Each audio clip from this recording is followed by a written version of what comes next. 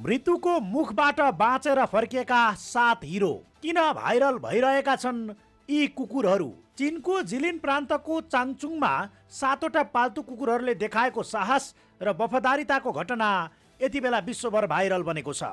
March 16, 2026 को रात कुकुरको मासु व्यापारमा संलग्न चोरहरूले एउटा गाउँबाट गोल्डन रिट्रिभर, ल्याब्राडोर, जर्मन शेफर्ड, पेकिनिज र कोरगी सहित 7 कुकुरलाई चोरेर ट्रकमा हालेका थिए। तर यी निडर प्राणीहरू गुडिरहेको ट्रकबाट हाम फालेर भाग्न सफल भए। घरबाट 17 किलोमिटर टाढा 0 डिग्री भन्दा कम तापक्रमको चिसो रात र व्यस्त चाङसुआङ एक्सप्रेसवेको किनारमा उनीहरू अलपत्र परे। दुःखको घडीमा उनीहरूले नो डग लेफ्ट बिहाइन्ड अर्थात् कुनै कुकुरहरूलाई पछि नछोड्ने मौन बाचा गरे।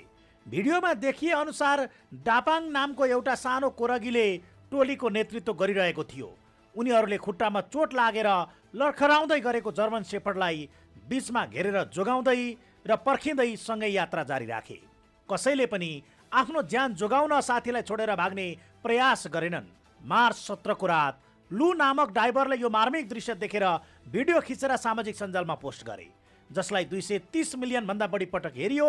उद्धार केन्द्रकी स्वयंसेवक टोङ टोङले हिउँ परिरहेको चिसोमा ड्रोनको सहायताले उनीहरूको खोजी सुरु गरिन्। अन्ततः मार्च 19 मा डापाङ आफै घर आइपुग्यो भने बाँकी कुकुरहरू नजिकैको गाउँमा फेला परे। चोरको कब्जाबाट उम्किएर चिसो